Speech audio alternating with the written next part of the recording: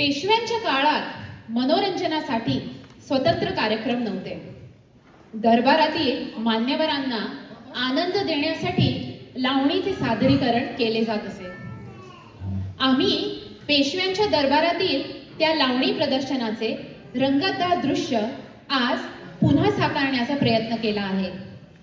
हे विशेष प्रदर्शन महाराष्ट्रातील त्या सर्व लावणी कलाकार आणि संगीतकारांना समर्पित आहे ज्यांनी या अप्रतिम कलारूपाला जिवंत ठेवला आहे. संकल्पना आणि दिग्दर्शन वैष्णवी वागळे. कलाकारांची नावे मनस्वी वागळे लावणी कलाकार, वेदार्थ वागळे ढोलकी वादक. जोरदार टाळ्यांनी स्वागत करेल.